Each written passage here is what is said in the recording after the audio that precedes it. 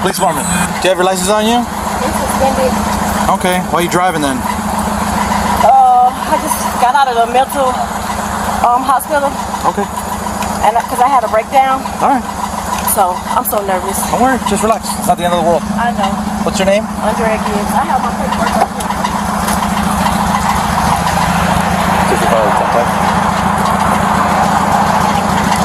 Delta uniform 2659.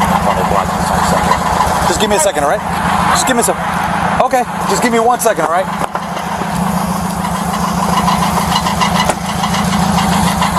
You found it? This is my stuff because I had missed court while I was inside the mental hospital, and I had to go to the courthouse yesterday. That's all my stuff. And what happened? What did it tell you? I have a new court date. For when?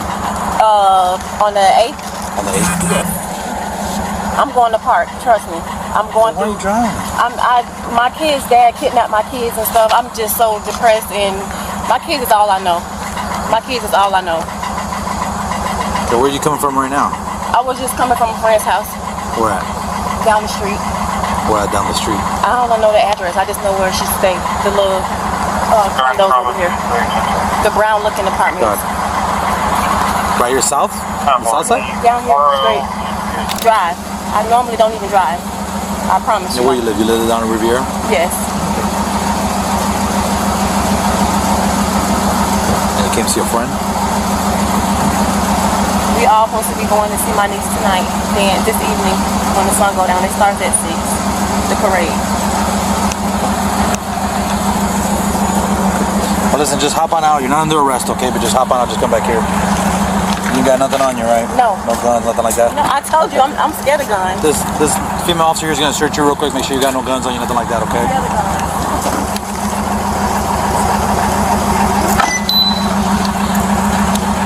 Is there anything in the car you know about? Nothing in the car. Listen, I've been doing this a long time, right? That little hesitation that you had there, okay? That little hesitation that you had there makes me think there's going to be something in there. I smoke, but... What, just weed? Yeah, that's it. That's all. Heroin, none of that? Cocaine, crystal meth? Nothing like that? Hey, listen, I don't know. No. People do all I'm not type of that type of girl. I have kids. I'm being honest with you, so when you pull me over. Is there weed in there? Just probably a little bit? Just a little bit. I'm not going to arrest you for weed. Just a little bit. My mom always told me to be honest. Well, I appreciate it, okay?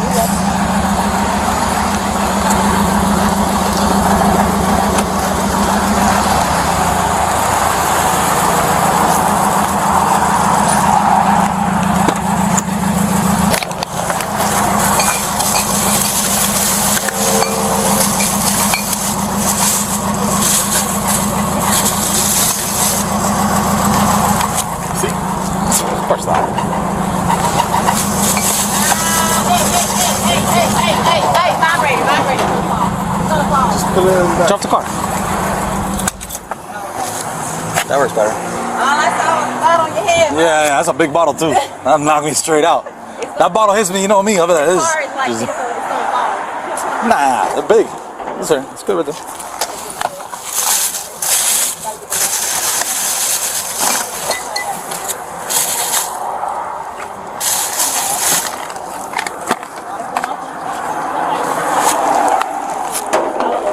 Eye drops.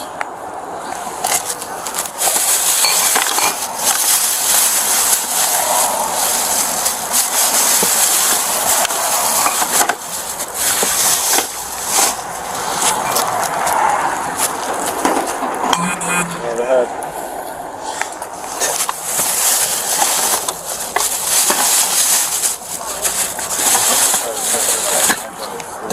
The what? Yeah, that's what I mean. Yeah. She's got a extensive history of 65. I'm sure there's going to be more stuff. As officers continued speaking with the woman, they tried to understand her situation and why she was driving despite having an active legal and personal struggle. She explained that she had recently been released from a mental health hospital and was dealing with a breakdown, missed court dates, and ongoing stress involving her children. She said she was trying to stay on track, had a new court date, and believed she was following the process given to her by the courthouse. Even though she was emotional, officers still had to focus on legal compliance. They asked about her driver's license, and she admitted she did not have a valid one and was only using an ID while working through a payment plan and community service. Under the law, a driver must still have a valid license or proper legal driving status to operate a vehicle, regardless of personal circumstances or pending court matters. Officers then shifted the focus to what was inside the car and asked about any illegal items. She first denied having anything, but after further questioning, she admitted there was a small amount of marijuana.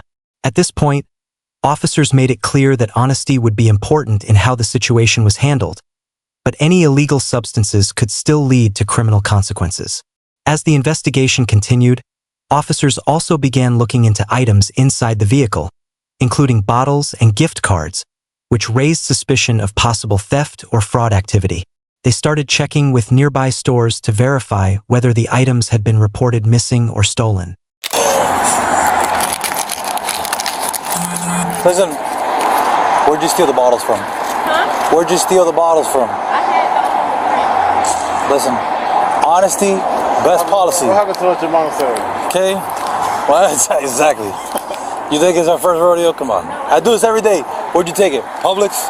CVS? ABC. Right? Publix? Okay. This is it? That's it? Nothing else? Not the eye drops? Okay. Where'd you get the eye drops? Eye drops somewhere else? My dad had those extras. I'm not playing. Brian, you in the box like that sealed? Yeah, because he used those. I'm not playing.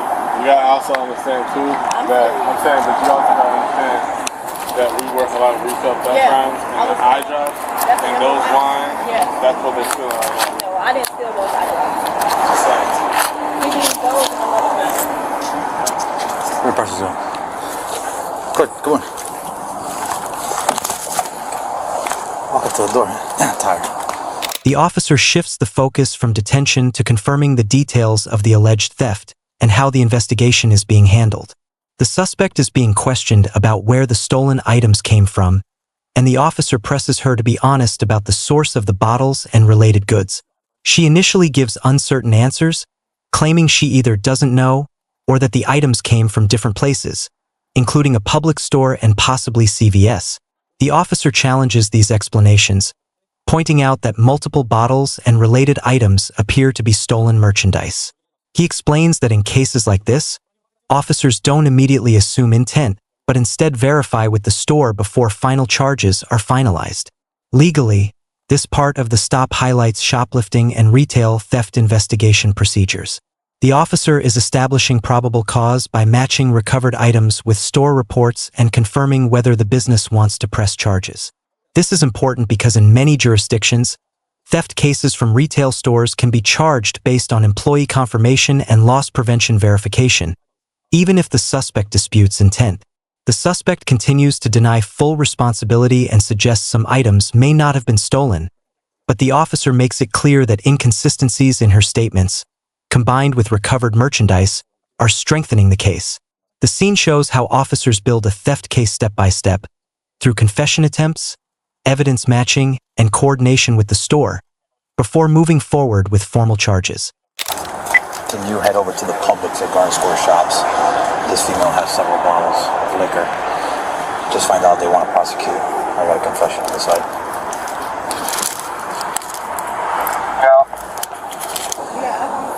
Yeah, I just want to block your number. What's up?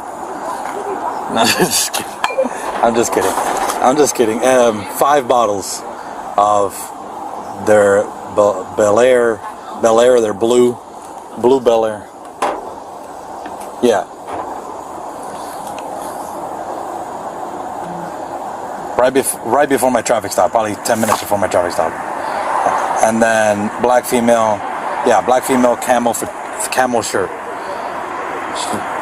Like a camel jacket. It says U.S. Army on it.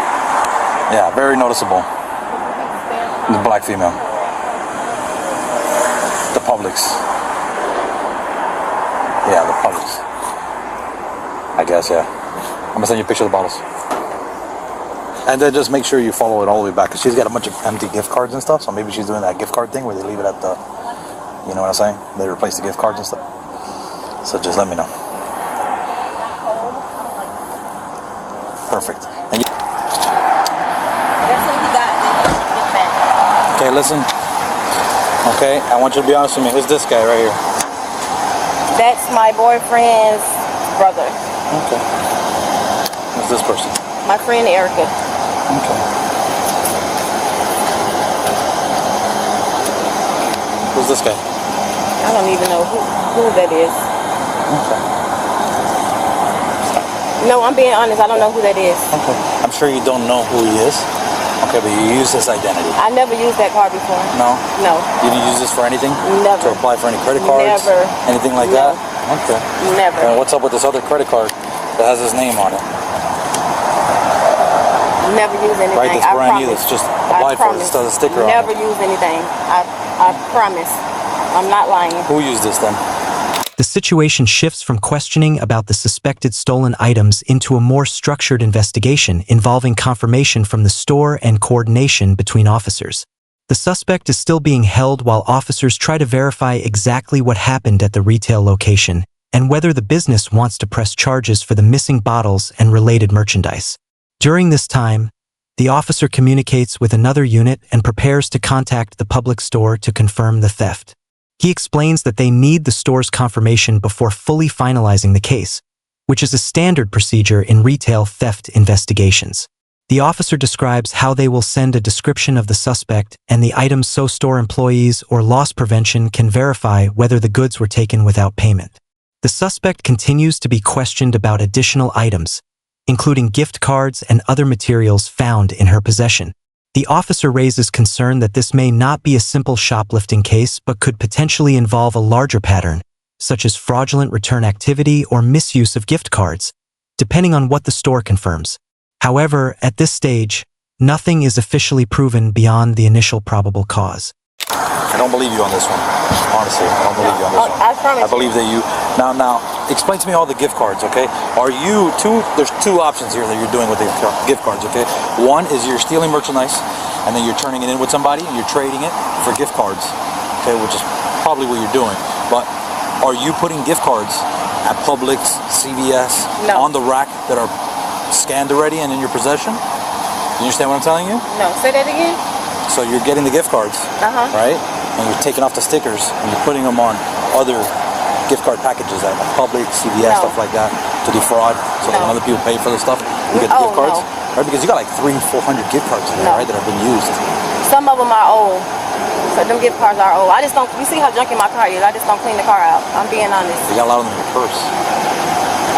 I just don't be throwing them away. My purse junky too, everything. I'm being honest. I mean, they all have receipts. I can go back and look at the receipts. Yeah. But I don't think they're all old. Okay, I think you're using a lot of them. Most of them, I'm telling you, What are you they doing? old. You, from stealing stuff, you trade it in and they give I you have gift done cards? returns before. Is that what they're doing? I have done returns. I'm just being honest. I have. Listen, I'm just wondering. I just want to know for me. Okay. I'm not going to tell you no lie. I'm serious. I'm being honest with you from the get-go. I'm going to continue to be honest. Well, listen, the thing is, that warrant is still active, okay? So I have to take you to jail for the warrant. Are you serious? Yeah, that's serious, okay? You're going to have a bond amount. You might have OR. They might give you another court date and release you. Oh, my God. It's not a felony charge. It's just a misdemeanor charge. Okay, so when you get down there, they might just release you again. Okay, but I have to. The situation shifts from immediate questioning into a more serious legal processing phase where officers are confirming identity, reviewing evidence, and finalizing the arrest decision tied to an active warrant and ongoing theft investigation. At this point, the suspect is still in custody while officers discuss the case details, including the stolen merchandise and the broader investigation involving gift cards and retail items. The tone becomes more procedural. Officers are no longer debating what happened, but instead coordinating next steps such as documentation, case updates, and verification with other units. They also confirm that the suspect has an active warrant, which becomes the key legal reason for continued detention regardless of the theft allegations. The suspect continues to insist she is being honest and questions the legality of the arrest, but officers clarify that the warrant is independently verified through dispatch and remains valid.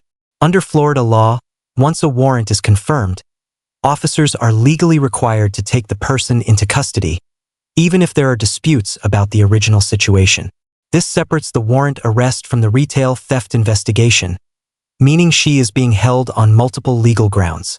During this segment, officers also discuss how the case will proceed, including transport to jail, possible bond conditions, and whether she may be released later depending on the charge classification.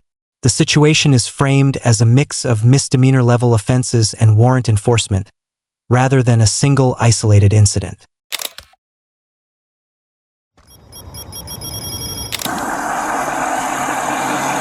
I help you? Yeah, we got called to your address. You're causing a disturbance. So. Then you got the address. You go over there to the address. No, we're going to talk to you. What we're do you talking to everybody. How can I help you? But I want for you to step out of the car right now. No, sir. For what reason? Are you gonna leave? We're investigating. You're investigating? Yeah. You got an ID on you? Did you see anything? Do you have an ID on you? Before you say anything, what do you need ID? What did I do wrong to you for stopping? Possible violation of order of protection. That's what I'm investigating. So do you have your ID on you or not? I have my ID, but I didn't do nothing wrong. No, you don't have to. Are you refusing to identify yourself? No, I'm not identifying. Why don't you identify yourself? And I didn't do nothing Officer, wrong. Because you know what? I want to tell you one thing about you guys. I had a court with them, and I'm done with them, and I'm legally doing whatever I can do. Here's my protection order. I just got it today from my judge that I can do whatever I want. You guys put protection orders. She puts protection orders. It's done. I don't have nothing. I can go in my house whenever I want and leave whenever I leave. So what are you stopping me for? What I'm just telling you, I can get in the house and leave. What did I do I'm telling wrong? you, I need your ID right now. For what? Give me your ID. I know. For what reason? What's your reason for I'm asking me if I investigating a violation of order of protection. I need your identification. You're investigating, where's your order of protection that you have on me? I'm going to run your file. Run my file. I need your ID for that. Why are you need me? You want us to go get your ID? We're going to talk to everybody. I need your ID right now. Listen. No, it's not listen. The only words I want to hear out of your mouth is here's my ID, officer. You have nothing to do with me, officer. Yeah, I do. No, you don't. You have no right. Listen, you have no right. Are you not understanding what I'm saying? I understand. Listen, I understand everything what you're saying. I did not do nothing with you. I did not do nothing wrong. Right now, you are obstructing my invest. Fourth time going to work? Give me your ID. Why do you need my ID, sir? Did I violate anything when I'm driving?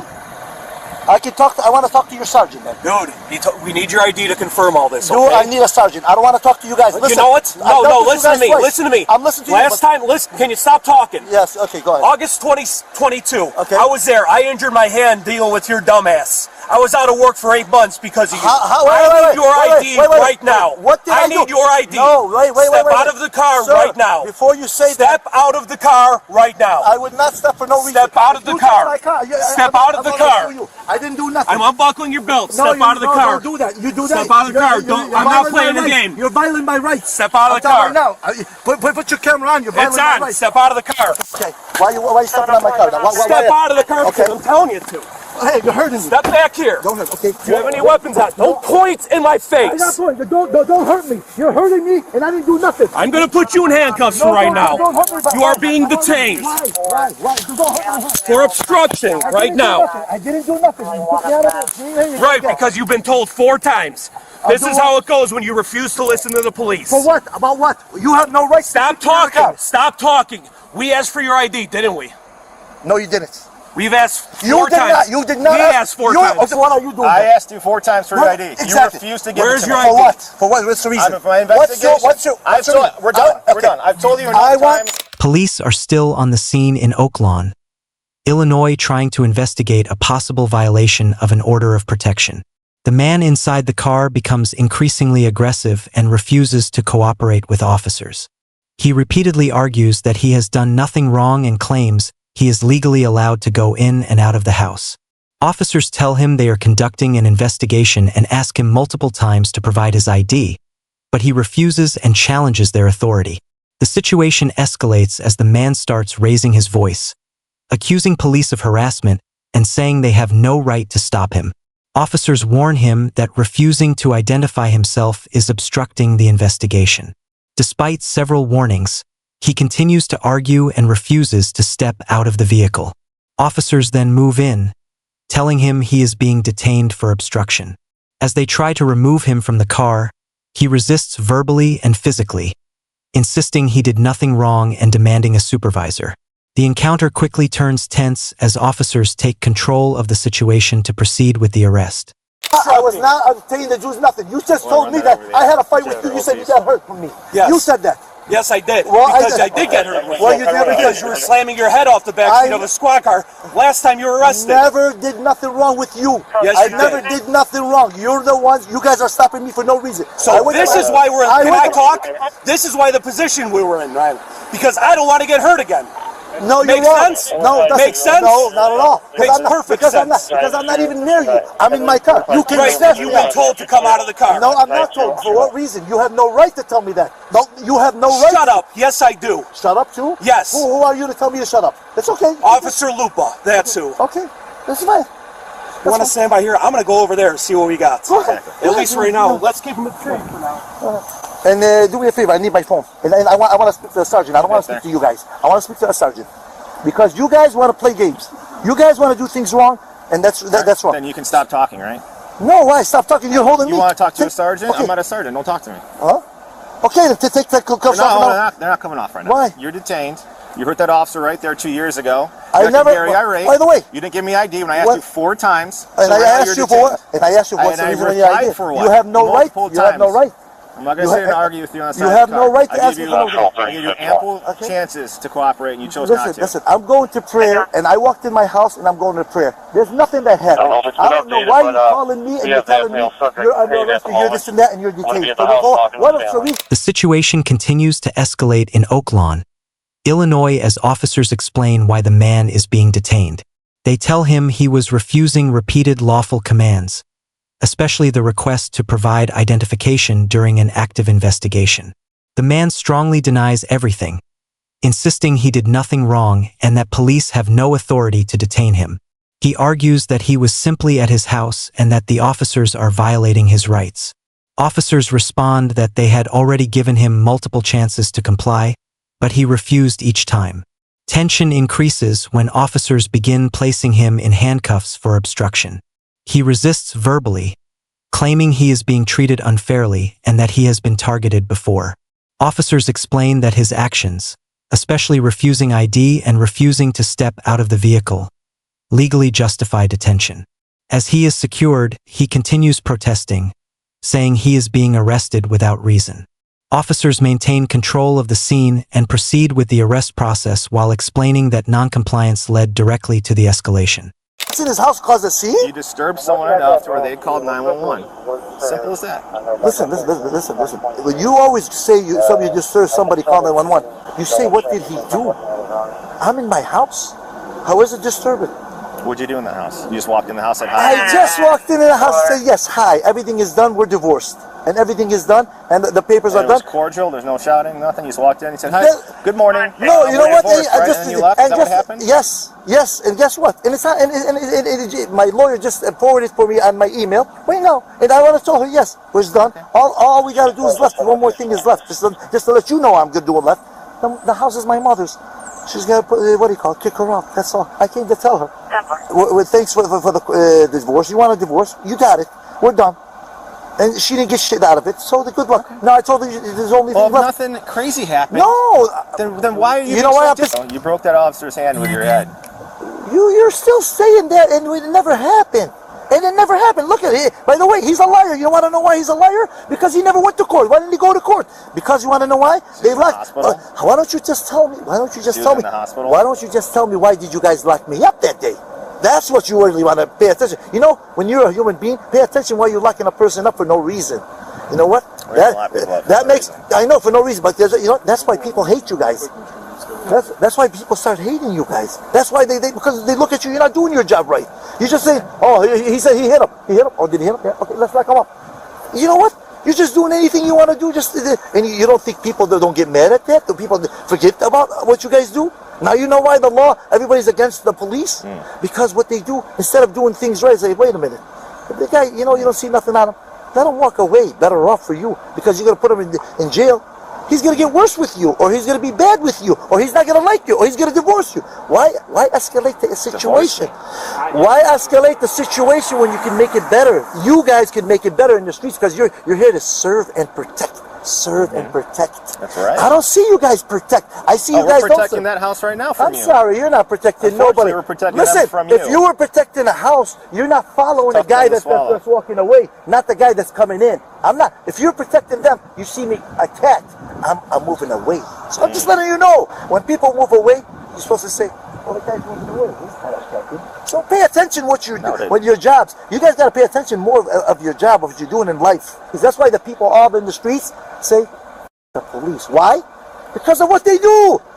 You guys are there to hurt. There's not serve and protect. You're there not to protect nobody. You're there to give people tickets and hurt people. And that's why I'm just telling you. You look at it in life. Look at everybody in life. What do they say about police? Nobody respects them. Why? They're no good.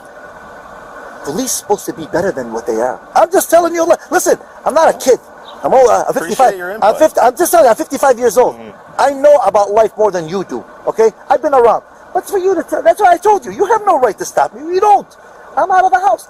I didn't hit nobody. I didn't touch nobody. I don't have a concealed. I don't have nothing. And I told you, you have no right to ask me for my ID. The situation becomes highly tense as the man continues arguing with officers during the roadside detention. He insists that officers have treated him unfairly in the past and repeatedly claims he is being targeted without reason. His frustration escalates into a long emotional outburst where he questions police actions, says he has been arrested multiple times before, and argues that officers should know the law before stopping him. Despite officers trying to explain that they were responding to a 911 call about a disturbance and that he matched the vehicle leaving the scene, he refuses to accept their explanation. He keeps challenging their authority and demands justification for the stop. Legally, this section centers on a lawful investigative detention, often called a Terry stop, triggered by a 911 report of a disturbance and a vehicle leaving the scene. Officers are allowed to briefly detain and identify a suspect when there is reasonable suspicion of involvement in a crime.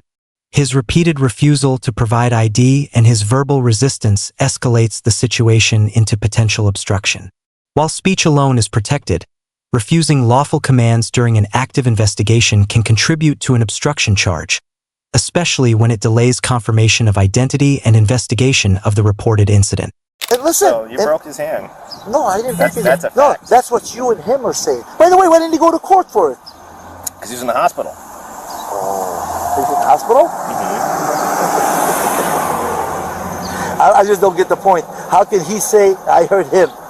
When he's the one who hurt me, you guys are locking me up. You guys are hurting me. I'm just not understanding the point. That's okay. I just don't understand the point, though. What is there that you're gonna try to pin on me or put on me for no reason? For no reason. I just don't get it. I just don't get it. Twice you guys locked me up for no reason for doing the same shit. That was 3 times. This is the 3rd time. You forgot this is the 3rd time? Oh, you're counting this one. I'm counting this Right- one for right you. now. The way you're. I'll clarify for you right now. You're not under arrest at the moment. You're detained. I'm with And you. your No. handcuffs are safety. I'm saying you're doing the same thing you did 2 times. This is the 3rd I time. didn't do anything the last 2 times. You always switch you whatever you want to switch. I'm just telling you, you guys are doing the same thing you're doing all the time, and it's not. You guys got to learn better how to do your jobs. That's all I'm saying.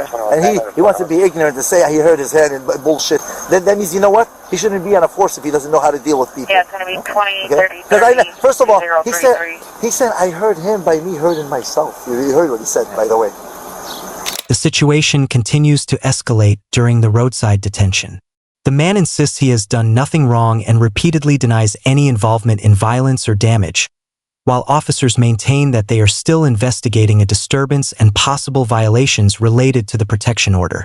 He argues that he has already gone through court proceedings, claims he has been falsely accused in the past, and keeps saying officers are misunderstanding the situation. As officers try to keep control of the scene, he continues talking over them, refusing to fully accept their instructions, and shifting between explaining his version of events and challenging their authority. The tone remains emotional and confrontational, with him feeling targeted while officers focus on securing compliance and safety. Legally, this part highlights a continued investigative detention where officers are still confirming facts from a 911 call and witness statements. At this stage, officers are allowed to detain and question to determine whether a violation of an order of protection or related offenses occurred. The repeated verbal disputes do not stop the investigation, but the refusal to comply calmly and the ongoing resistance can support an obstruction argument if it interferes with officers performing their duties. This section also shows how prior allegations and emotional history are not legal defenses on the scene. Officers must act based on current reports and immediate evidence, not past court outcomes or personal claims. All right, so I have to inform you right now, you are under arrest. Why? Okay? Okay, So wait. come over here. Okay, listen to me, guys. My car. Hey, listen, you can't do that to me. Leave your car. I need to talk to. I need my. Listen. Sergeant will be at the station. You want to talk to him? Listen, guys. Why are you locking me up for no reason? Just walk in the house and leave. I can't walk in the house and leave. There's an order of protection. No, there is not. Look at my. Listen, I got my phone on my phone. Stand by. I got on my phone. Listen to me. On my phone, there's an order. On my phone. I'm telling you guys. On my phone. Just stand by for a few minutes. We're trying to finalize things here. On my phone, you got the judge signed on my what do you call it? Email. Finalize things. So we're standing Finalizing things. You guys, I'm just telling you. You see how you want to just lock me up because you said that's done? Yeah, I just told you. I told you on my phone. You're clear. I got nothing on me, and I'm allowed to go to the house. The lawyer told me today. I just walked in the house, and she's telling me to get. I told her everything I just told you. She started snapping. She told her daughter to call the police. Did I do anything? Nothing. So I'm gonna get locked up just to come in the house and leave, and I'm allowed to? Do you have a copy of this order? Huh? Do you have a copy? I told you it's on my email, on my phone. Trying to give you a paper copy? He just sent it to me. The lawyer sent it to me today, right now. If you look at on my phone, look at my phone. You're coming from the courthouse? No, he sent it to me. The court was 2 days ago. Divorce is final. So it's a divorce court. Divorce court is final, and all the stuff on you is off. What do you call it? Protection order is off. And here's the paper. The judge signed it. It's on my phone. I want to show it to you. It's on my email. As officers confirm the legal status of the case and begin placing the man under arrest.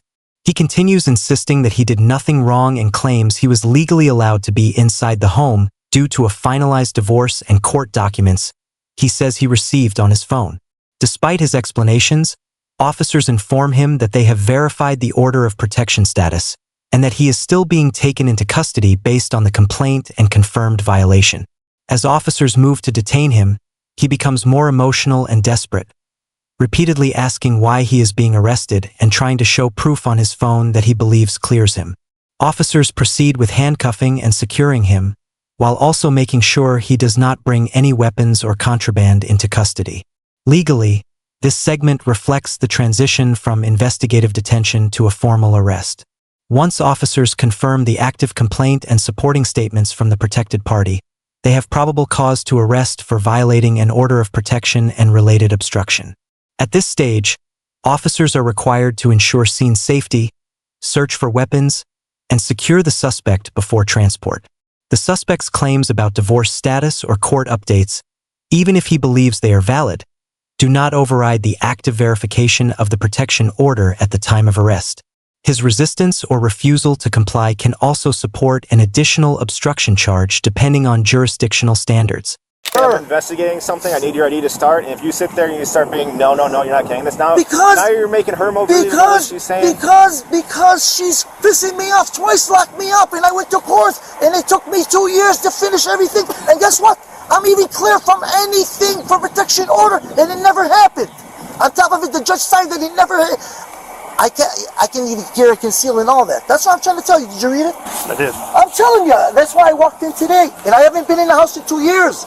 I didn't come here to shoot or kill anybody. I came in the house to tell her, I'm done with you. We're divorced. Please get the hell out of my mother's house. And I walked out. My daughter, she said, hey, your father's here? Yeah, I told her, they're not even my kids. I don't even want my kids. Because they put a protection order. And by the way, in Bridgeview, twice protection order. The third time they told her, you can't do that. He's not doing nothing. You can't put, she went to downtown, took all the kids, said that I'm a bad guy. They put him in the protection order. Complaints are signed? Yeah, I guess. All right, well, I guess you damaged stuff inside the house. So. I didn't touch nothing. Hey, that's what she's saying, okay? But come on. So I just told you everything I did. Listen to me. Listen. Everything I did. There's not one thing damaged, and everything. The house was clean, and the door was open too. Just to let you know, when I walked in, the door was open. I walked in, and I came to tell her what I just told you. Listen, I haven't talked to her, so I don't know what's going on. Porter's over there. He talked to her. She's alleging that you broke stuff inside the house, okay? Come on, you know I didn't break nothing, and I got a son, he's handicapped over there too also. I didn't break nothing.